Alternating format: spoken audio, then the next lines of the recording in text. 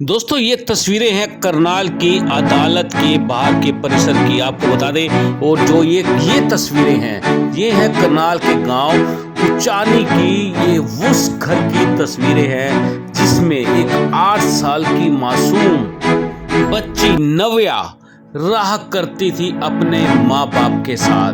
और आपको बता दें उसका भाई भी इसी घर में रहा करता था।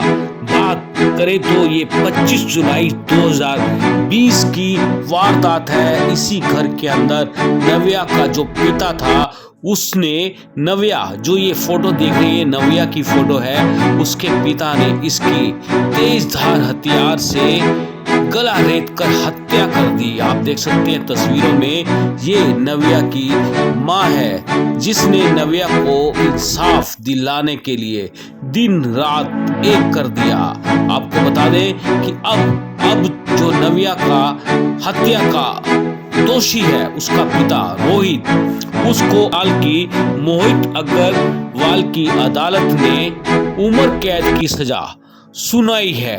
आपको बता दें 30,000 रुपए का जुर्माना भी लगाया गया है। दोस्तों बात करें, आपको जस हत्या कांड भी याद होगा। अब बता दें कि ये नव्या का जो मर्डर हुआ था, ये हुआ था 25 जुलाई 2020 को, और जस मर्डर हुआ था 4 अप्रैल 2022 को। मामला बिल्कुल देखा जाए तो लगभग एक तरह से था, क्योंकि बच्चे अपने परिवारों में भी सुरक्षित नहीं है। जस मर्डर केस में उसकी मोबोली चाची आज न्यायिक हिरासत में है। और बात करें नव्या की, तो नव्या का जो पिता, कलयुगी पिता है, वो भी आज उम्र कैद की सजा काट रहा है, क्योंकि उसको सुनाई जा चुकी है उम्र कैद की सजा। दोस्तों हमने बात की है खास, आप तस्वीरों में देख सकते हैं, नव्या की माँ उसकी फोटो दिखाती है और अपने सीने से लगाकर रो पड़ती है। दोस्तों हमने बात की है नव्या की माँ से, कृष्णा देवी से खास बातचीत। चलिए सुनवाते हैं आपको क्या कहना है नव्या की माता का। दोस्तों हम चाहेंगे इस खबर को ज़्यादा से ज़्यादा शेयर कर देना। कमेंट बॉक्स में आप अपनी सुझाव राय रख सकते हैं, आपका क्या कहना है इस हत्याकांड को लेकर। चलिए सीधी बातचीत करते हैं और सुनवाते हैं उसकी माँ का क्या कहना है। साफ तौर पर बातचीत में उसने साफ कर दिया है कि वो तब तक चैन से नहीं बैठेंगी जब तक उसकी बेटी के हत्यारे, उसके पिता की जो सजा है वो बरकरार नहीं रहती है। नमस्कार, मैं हूं विकास सुखीजा और आप देख रहे हैं अब तक टाइम। दोस्तों आपको कमालपुर रोडान के एक मासूम बेटे जस हत्याकांड के बारे में याद होगा। अभी तक आप इस घटना को भूले नहीं होंगे। लेकिन आपको बता दें, करनाल जिले के गांव उचानी में भी एक ऐसी ही दर्दनाक सनसनीखेज वारदात होती है। और इस वारदात की अगर हम बात करें तो इस वारदात के अंदर एक पहली कक्षा में जाने वाली बच्ची, मासूम बच्ची, जिसकी गला रेतकर उसके पिता द्वारा हत्या कर दी जाती है। और दोस्तों ये घटनाक्रम जो है, जो ये वारदात है, ये वारदात आपको बता देते हैं 25/7/2020 की है। और ये समय बताऊं तो समय लगभग शाम का था, 5:30 बजे के लगभग ये वारदात होती है। और जिस समय ये वारदात होती है उस समय घर में इस बच्ची की मासी होती है, एक भाई होता है और एक पिता होता है, जो बच्ची को उठाकर छत पर ले जाता है और तेजधार हथियार से उसका गला रेतकर हत्या कर देता है। इस वारदात की सूचना जैसे ही माँ को पता लगती है तो माँ, आप सोच सकते हैं, भागी हुई आती है। परिवार ठीक ठाक है, लेकिन जो माँ का परिवार है, बच्चे के नानकों की बात करें तो बेहद गरीब परिवार है। आज मैं उसी परिवार के अंदर पहुंचा हूं, क्योंकि इस मामले के अंदर बात करें तो अदालत ने, मोहित अग्रवाल की अदालत ने फैसला सुनाया है। और आरोपी जो बच्ची का पिता था, जिसका नाम था रोहित, और बच्ची की बात करें तो नव्या उसका नाम था। दोस्तों रोहित को उम्र कैद की सजा सुनाई गई है। और बात करें तो 30,000 रुपए का फाइन भी लगाया गया है। दोस्तों अब इस पूरे मामले के अंदर जो सबसे बड़ी बात है जो मैं आपको बताने वाला हूं कि इंसाफ पाने के लिए बात करें तो अपनी बेटी को इंसाफ दिलाने के लिए जो उसकी मां है कृष्णा देवी, उसने दिन रात एक कर दिया। सरकारी वकील तो मिला, साथ में एक वकील अपना भी किया। गुंजाइश नहीं है, पैसे की दरकार है, लेकिन किसी तरह से अपना पेट काटकर आखिरकार ये इस मुकाम पर पहुंची कि जो आरोपी था नव्या का पिता जिसने उसकी हत्या की थी, उसको सजा दिलाने में कामयाबी हासिल की है। अब दोस्तों मामला हाई कोर्ट में भी जा सकता है। बात कर लेते हैं सीधी बात, क्योंकि कृष्णा देवी मेरे साथ जुड़ रही हैं, उनसे जान लेते हैं। कृष्णा जी, सबसे पहले तो क्या मामला था पूरा और क्या लगा आपको जैसी फैसला आया अदालत का? जब जज साहब ने फैसला सुनाया तो सबकी नज़रें जज साहब की तरफ ही थी। जी, आपको क्या लगता था क्या आएगा फैसला? फैसला तो लगता था हमारे हक में ही होएगा फैसला, तो जज साहब ने हमारे हक में ही फैसला सुनाया अच्छा और मेरी बेटी को इंसाफ मिल गया। जी। तो इसमें जो बात हमें पता लगी है कि जो दूसरा पक्ष था, बचाव पक्ष बात करें, रोहित के परिवार के लोग, उन्होंने भी अपने लॉयर वहाँ खड़े किए हुए थे, तो उनको क्या लगता था, क्या एकदम से क्या उस समय स्थिति क्या थी? स्थिति तो सर क्या होनी थी उस टाइम पे। हर कोई सोचता है कि आज हमारा, वो तो इसी उम्मीद से आए थे कि आज वो छूट जाएगा, पर जज साहब ने फैसला सुनाया जब तो क्या लगा आपको, फैसला ठीक हुआ है? फैसला ठीक हुआ है, मेरी बेटी को न्याय मिल गया है जी। उसके हत्यारे को सजा मिल गई है, उम्र कैद की सजा हुई है उसे। फाइन भी हुआ है? 30,000 रुपये फाइन लगाया है। जी। तो वो अगली अदालत में जाएगा, अपील करेंगे ऐसा लगता है आपको? ऐसा तो अभी सर मुझे कुछ नहीं लगता। जी। क्या आप तैयार हैं अगर वो जाते हैं तो? अगर वो जाएगा तो फिर तो आगे मुझे भी जाना पड़ेगा। छोड़ेंगे नहीं? छोड़ेंगे नहीं, चाहे जो मर्जी हो जाए। जो मर्जी हो जाए। जब यहाँ तक लड़ाई लड़ी है तो आगे भी लड़ेंगे। बिल्कुल दोस्तों, आपको बता दें, एक माँ सीना तान के खड़ी है क्योंकि उसकी बेटी की हत्या कर दी जाती है। तो कृष्णा जी, बात करें क्या कारण था, क्या लगा, और उस समय की बात को आज दोहराएं तो कैसे, क्या वारदात हुई, आपको कैसे जानकारी मिली, क्या था पूरा?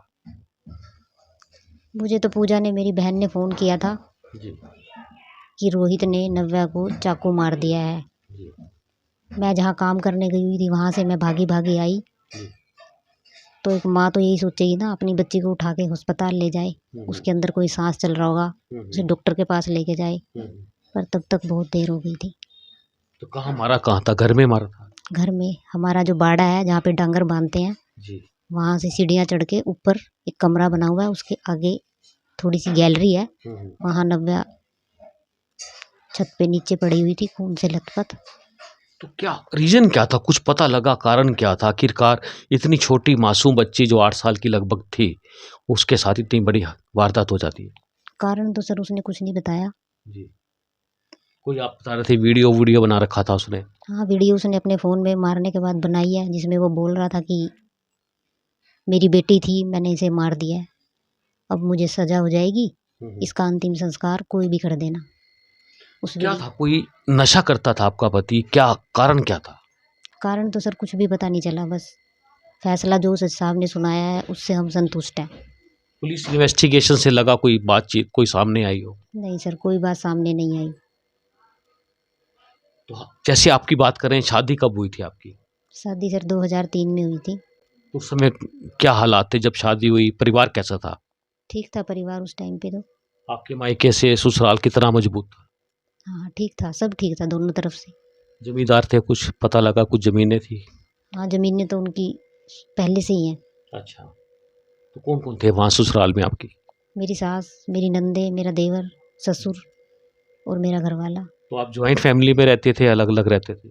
6-7 साल तक हम जॉइंट फैमिली में रहे हैं, फिर उसके बाद हम अलग रहने लग गए थे वहीं पे ही। जी।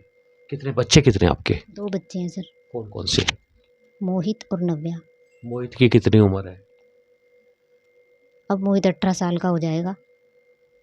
3 साल लगे हैं लड़ाई में, तो कैसे आपने ये लड़ाई लड़ी है? बड़ी गंभीर परिस्थितियाँ पता चल रही हैं हमें। लड़ाई तो सर लड़नी ही थी। एक बेटी को इंसाफ दिलाना था, उसके लिए एक माँ कुछ भी करेगी, रात दिन मेहनत भी करेगी। क्योंकि जिस तरह से उसका मर्डर किया गया ना, कोई भी माँ होगी तो छोड़ेगी नहीं।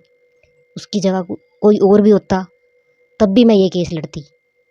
बात ये नहीं है कि उसके पिता ने ये सब किया।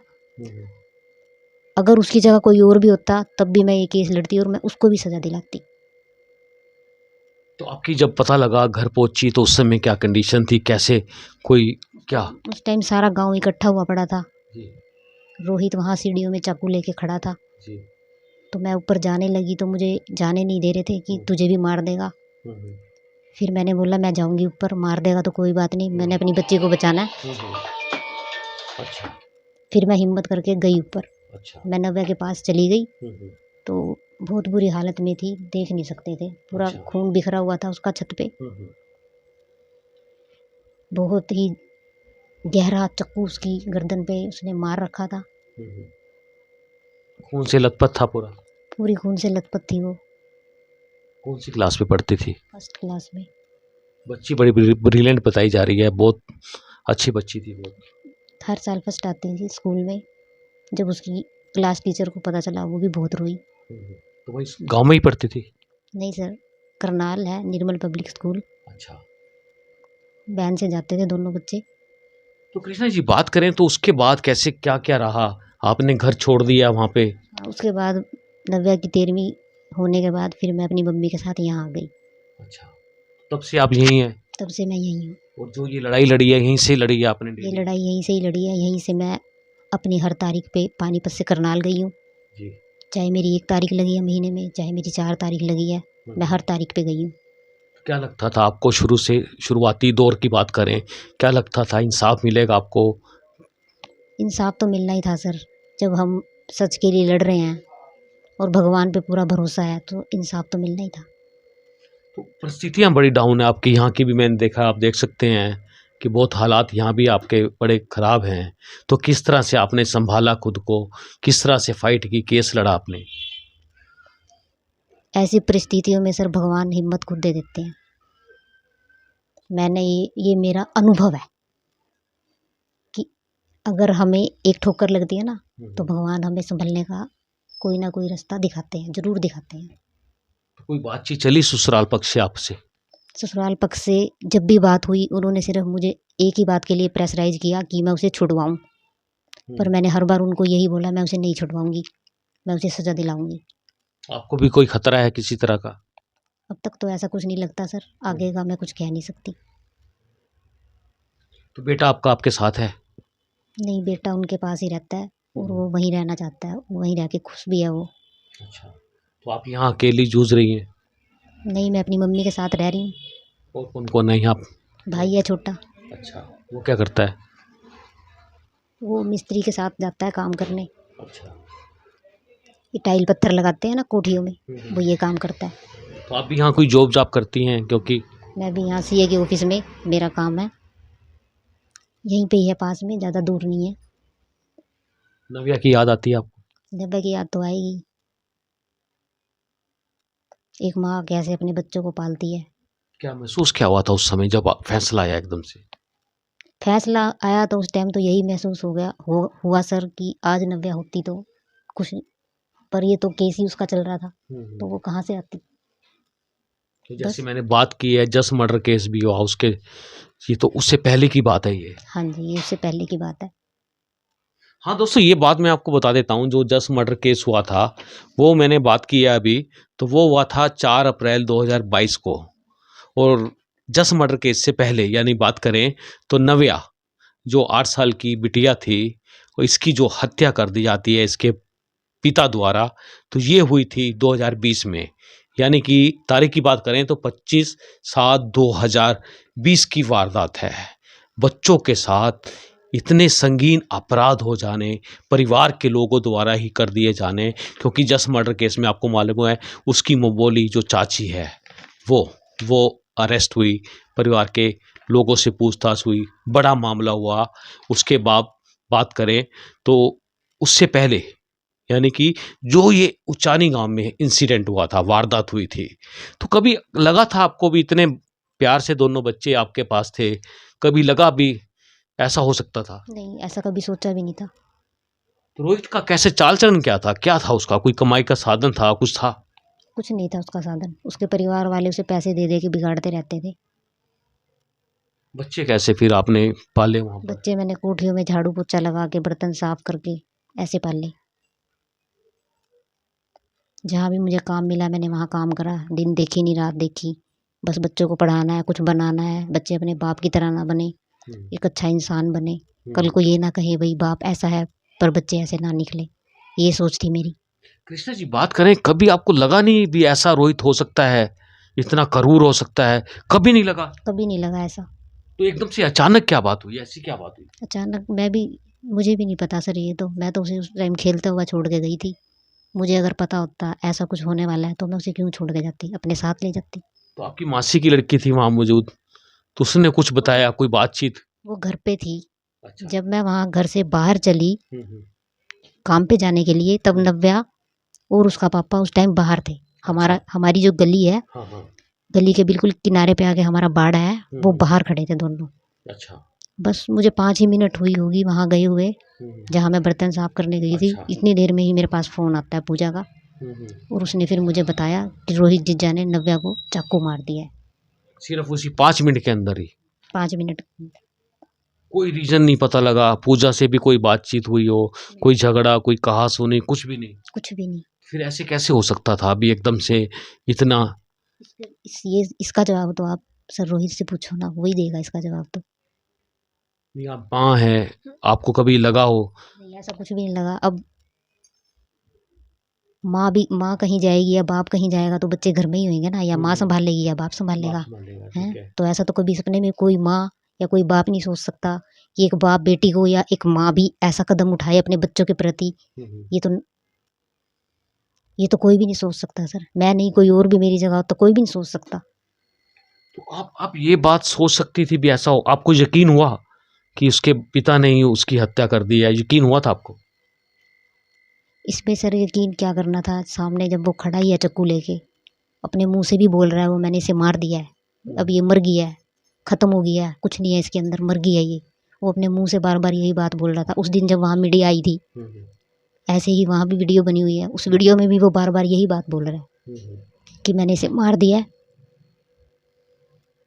जैसे आप दोनों बच्चे हैं, दोनों आप पति पत्नी, वहाँ आपके दोनों बच्चे हैं, कैसा माहौल कैसा रहता था? माहौल ठीक रहता था, बस बच्चे डरते थे, जैसे शराब पी के आएगा मार पिटाई करेगा। तुम बच्चों को पहले ही खाना खिला के, भाई तुम पहले ही खाना खा लो और आराम से सो जाओ पढ़ के। अक्सर ऐसा चलता था, शराब पी के आता था, मारपीट करता था? डेली शराब पीनी, डेली मारपीट करनी। आपके साथ करता था? मेरे साथ भी, बच्चों के साथ भी। बच्चों को भी मारता था? बच्चों तो को भी कभी आपने शिकायत नहीं की थी कि बच्चों के साथ मारपीट करना? शिकायत करी है सर, पर उस टाइम ये दिमाग में नहीं रहा कि फ़ोटोकॉपी भी ले लेनी चाहिए इस चीज़ की। तो इस बात को फिर सब झूठ मानते हैं कि मेरे पास कोई सबूत नहीं है इस चीज़ का। थाने में शिकायत की थी आपने उस समय? थाना सदर करनाल। अच्छा। कई बार मैंने वहाँ कंप्लेंट लिखवाई है, अच्छा। पर पुलिस वाले ठीक से एक्शन नहीं लेते ना। इसी तरह झगड़े बढ़ते चले गए, बात यहाँ तक पहुँच गई सर। नव्या कहीं मामले को तरीके से लिया जाता, उसको समझा जाता, ठीक लोग बीच में, पुलिस जांच करती, कुछ हो सकता था? हुआ तो सब कुछ ठीक है, अच्छा। कमी कहीं नहीं रही। नहीं, पहले की बात कर रहा हूँ मैं, जब झगड़े हुआ करते थे आपके, जब नव्या थी आपके बीच में। हाँ, तब आज किसी भी एक FIR की अगर मेरे पास फ़ोटोकॉपी होती, 1 या 2, तो मैं भी कल अदालत में दिखा सकती थी ना, सर ये मेरे पास सबूत है, मैंने इसके खिलाफ FIR करी है। क्योंकि अदालत की कार्रवाई सबूतों पे चलती है, बोलने से वहाँ कुछ नहीं होता ऐसे। तथ्य चाहिए वहाँ पर। तो जो आपने वहाँ शिकायतें दी थी पहले, तो तब कोई कॉपी वगैरह कुछ भी नहीं था मेरे आपके पास? कोई फ़ोटोकॉपी नहीं थी किसी भी दरखास्त की। कोई रिकॉर्ड नहीं, कोई FIR नहीं हुई? कोई नहीं थी। गांव में पंचायत वगैरह हुई कभी? गांव में पंचायत वगैरह बस ऐसे ही अपने ही रिश्तेदार बुला के हुई है। 2-4 बंदे उधर से हुए, 2-4 इधर से हुए। तो कृष्णा जी, बात करें जैसे अब इंसाफ मिला है नव्या को, क्या कहना चाहेंगी, लोगों से क्या कहना चाहेंगी? क्योंकि हर परिवार में बच्चे हैं और परिवार में माँ बाप भी हैं, चाचा ताऊ भी होते हैं, चाचियाँ भी होती हैं। तो इस तरह का माहौल जैसे जस के साथ हुआ, आपने सारा सीन देखा था, उस समय भी आपने काफ़ी खबरें देखी होंगी। तो कभी क्या लगता क्या आपको कि समाज को क्या मैसेज देना चाहिए? समाज को क्या मैसेज देना चाहिए? आजकल हम बच्चे आजकल अपने घर में सेफ हैं ही नहीं। आजकल हम किसी पे विश्वास कर ही नहीं सकते इस बारे में। तो बड़ा सवाल हो जाएगा अभी, माँ अगर काम पे जाए तो पिता पे विश्वास नहीं हो सकता। पिता पे ही विश्वास करेंगे। घर में दादी है, बुआ है, उसी के पास छोड़ के जाएंगे। हाँ, पर आजकल का जो टाइम को देखते हुए हाँ। बहुत ज़्यादा कलयुग आ गया है, ये तो सभी जानते हैं। कोई लोगों से कोई मैसेज जिस तरह का, लोगों को क्या अपील करना चाहेंगी, अपने बच्चों की कैसे सुरक्षा करें? मैं इस बारे में कुछ नहीं कह सकती सर, बस ज़्यादा नहीं बोल पाऊंगी। बिल्कुल दोस्तों, आपको बता दें, ज़्यादा नहीं बोल पाएंगी, इतनी भी बात हो चुकी है। तो ये बात आप सुन सकते हैं किस तरह से सामने आई है। दोस्तों, हम चाहेंगे कि आप इस खबर पर अपनी राय जरूर दें। आपका क्या कहना है? कैसे बच्चों को सुरक्षित रखा जा सकता है? देश के प्रधानमंत्री ने बेटी बचाओ बेटी पढ़ाओ का नारा दिया था। कृष्णा जी, क्या लगता है, उस नारे का क्या लगता है? नहीं सर, बस मैं बोर कुछ नहीं कह सकती इसके बारे में। बस अदालत ने जो फैसला सुनाया है उससे हम संतुष्ट हैं। आगे जाएंगी फिर अब आप? अगर आगे वो जाएंगे तो आगे मुझे भी जाना पड़ेगा। बिल्कुल दोस्तों, आपको बता दें, आर्थिक स्थिति बड़ी कमजोर है, लेकिन आपको बता दें छोड़ेंगी नहीं, अंत तक जाएंगी। दोस्तों, हम चाहेंगे कि आप इस खबर को ज़्यादा से ज़्यादा शेयर करना और अपनी राय जरूर देना। आप देख रहे हैं अब तक टाइम्स, मैं हूं विकास सुखीजा, अपने साथी के निषाद के साथ। नमस्कार, जय हिंद, जय भारत।